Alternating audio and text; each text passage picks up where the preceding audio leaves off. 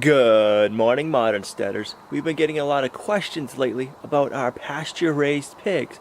So I thought today we'd take the time and we'd go over how we raise our pigs on pasture, the setup, and what are some of the things we are looking for. Let's go check on the pigs this morning. As you can see, they have plenty of apples to choose from. There is always plenty of free choice food for them here, whether it's between apples, our food scraps, our garden scraps, plenty of fresh greens. They have a big assortment to choose from.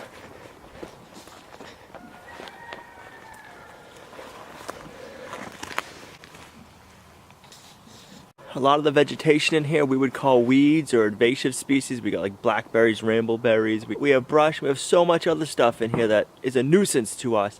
But realistically, when it comes down to it, a lot of it is herbs, and they're good and healthy for you. The pigs might not eat them all the time, but if they're not feeling well or if there's something wrong with them, they know what to go and eat. They know what they need instinctually. Like blackberry plants are very good and healthy for you, and they serve a lot of medicinal uses. And the pigs, they know that, and they know what food or weed, herb, whatever you'd like to call it, they need to eat at the time. So being out on pasture and being mixed grass or brush and herbs is what you want them on. You don't want them on all the same kind of feed, because then they don't have a choice to get what they need when they need it. We have an automatic feeder set up out in the pen that we lock them in when we're not going to be home. Access to free choice feed all day long. I'm going to put a link in the video right here showing you how me and Olivia made our automatic feeder from rough sawn lumber.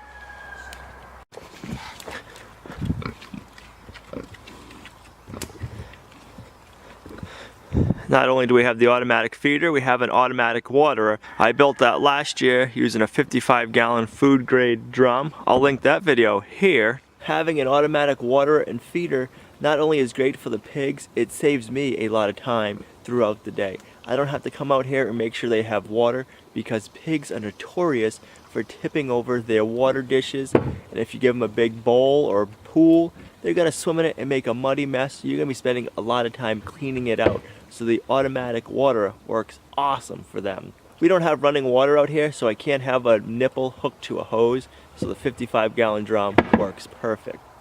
And same thing with the feeder. I don't have to lug feed to them a couple of times a day. I bring one 50-pound bag of grain out once a week, twice a week, and they have free choice to it. And they also get all the greens they want.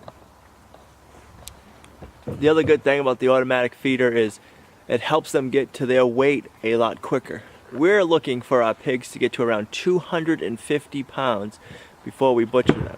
That's going to take roughly around 6 months. Why we choose 250 pounds is once they start getting over that weight, they start putting on a lot more fat.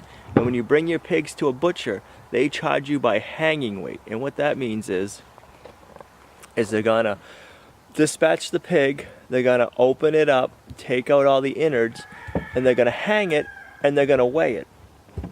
And you're going to get charged for that weight. But you're not going to get all that meat. After that, they're going to skin it, and they're going to take all the fat off, and then they're going to cut up the meat. So the skin and the fat that is thrown away, you just paid for all of that, and you don't get anything out of it. So if you can keep them around 250 pounds, that's the ideal weight for a pig before they start adding on a lot more fat versus meat after that. We make our pigs a pen inside of our electric fence pasture. We're not home on the homestead all the time. We're working or we're gone. We can lock them up in here, and I don't have to worry about a tree falling on the fence while I'm gone, or say a bear or a moose runs in and takes out the fence. So we lock them up in here. I have our pen made out of cattle panels with T-posts. And then I made a gate, and I have some 4x4 posts. And every time we move the pigs to a new area, which is only once for us, I'll move that. So whether we're doing 2 different kinds of pigs a year, I'll move that twice a year. If I'm just doing spring pigs, I'll just move it once in the springtime. I just put my 4x4 post in the ground and put a gate on it. The reason I like doing this is pigs like to push It's a very strong and durable gate, but this gives them something to push up against.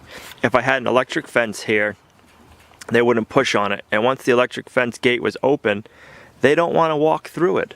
Pigs are very smart, and they learn that that electric fence, when they hit it, it hurts. And then once it's not there, they don't realize that. They just know that there's a mental barrier in that area that when I touched or walked through that area, I got zapped and it hurt, and I don't want to do that again.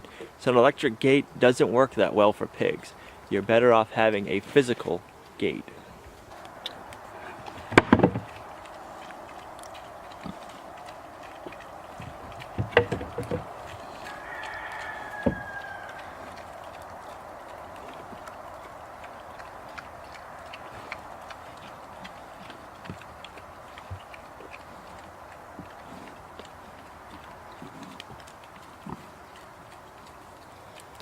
For their shelter, we're using an IBC tote that we cut a hole out of.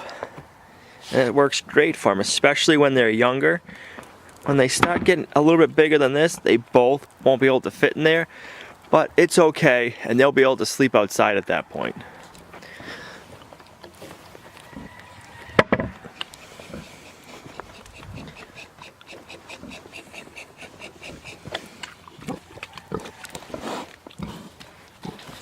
In yesterday's video, we brought wood chips in the pig pen. If you want to know why we did that, I'm going to put a link to that video right here. Up front, they've really been working this area well. You got to clear it up here. It's a lot more greener out here.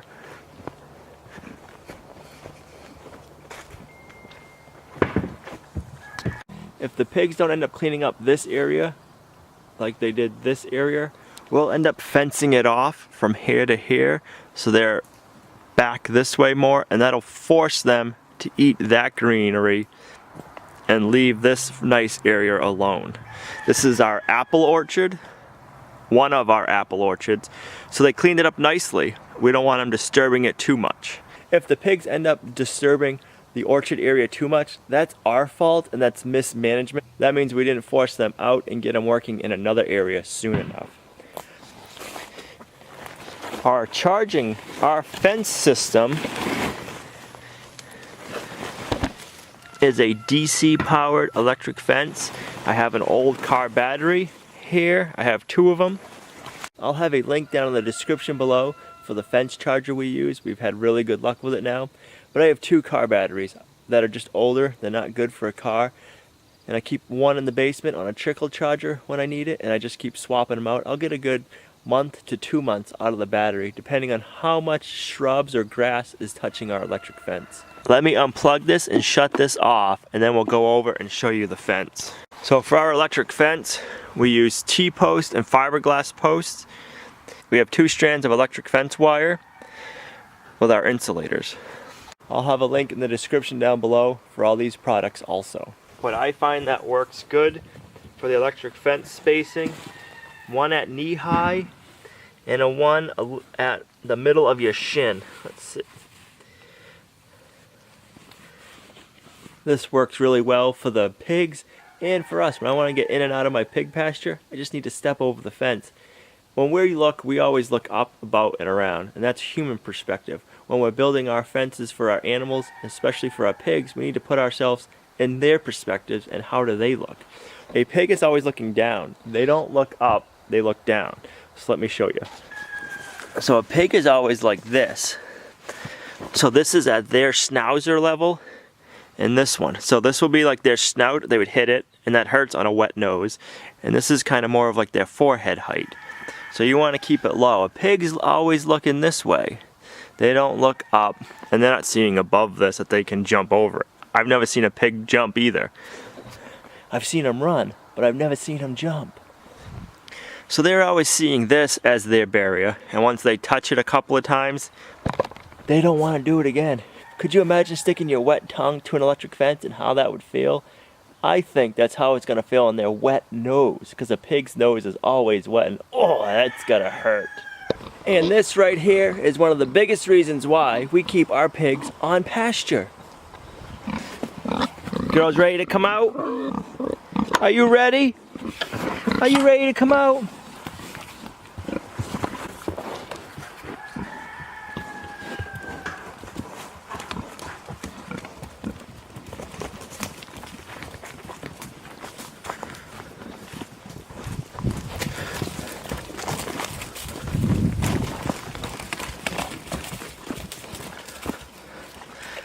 Now those are some happy pigs. Yes, you're a happy pig.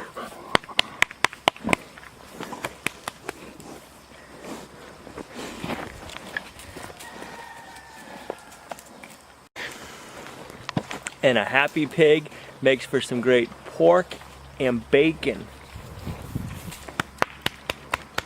We want to know that our pigs and all of our animals here at Lumna Acres had a great life in just one bad day. Where else could they get this kind of life? How are those apples? How many pigs get to eat apples from 100-year-old heirloom New England apple trees? Not very many, but we get to do it here at Lumna Acres.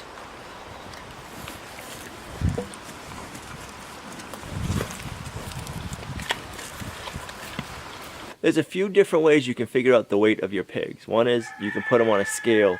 I don't know about you, but I don't have a scale big enough for that, and I don't know how good my pigs would want to stand still anyways. The other one you can do is you can measure them with a tape measure, then you can calculate it and you can figure out how much they weigh. We did this last year and it's pretty darn accurate. If you'd like to see that, leave it in the comments down below and we can make a video on that explaining to you how that all works. We hope you enjoyed today's video. If you did, make sure you give it a thumbs up, share it, it really helps the channel grow. We want to thank you for that. We're almost at 10,000 subscribers. We're getting close.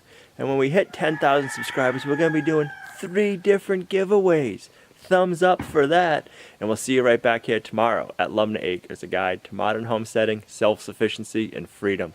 Bye.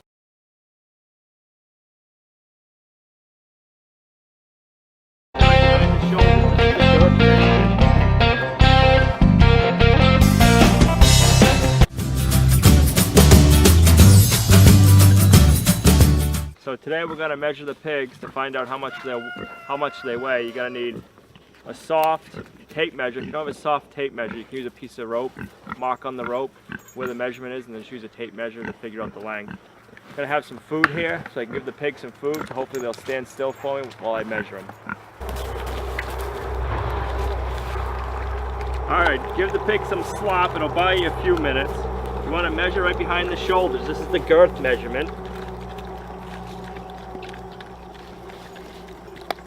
She's 42.5. Then you want to go from where the middle of the ears are to the tail. And she is 47. So 42.5 and 47. Let's see if we can get wattles here.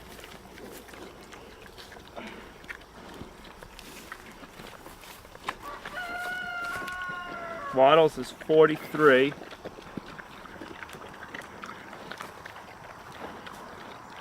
By 44. Alright guys, I've had a few people asking me about the pig water and how it's holding up, so I'm going to go ahead and give you a little quick update on it. So here's the pig water. We've been using it now for a few months. It's still holding up good. I haven't had to do any repairs or anything to it. The threads have held in nicely. It's not leaking anywhere. So as you can see, the pigs rub on it, pull on it, bite on it. But it's still holding up and working. They like it and it saves us from lugging water throughout the day. We give it a big thumbs up.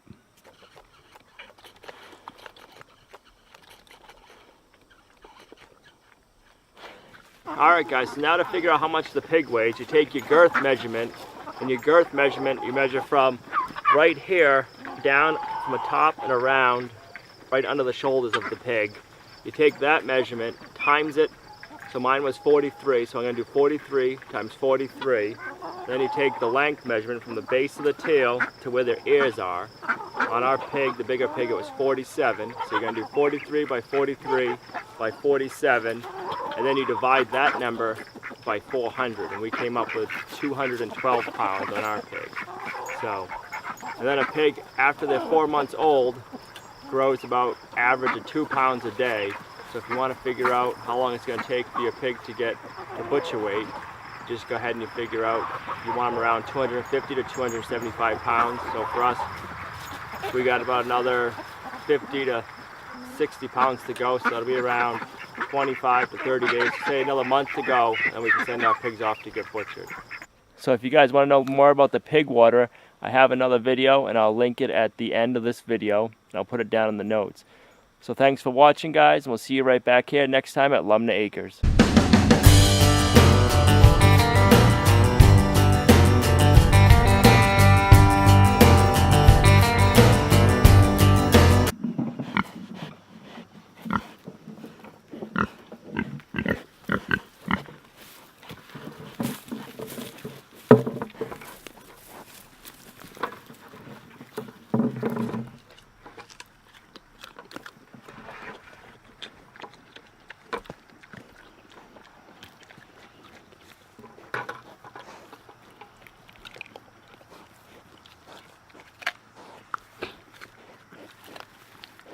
That's how you make applesauce.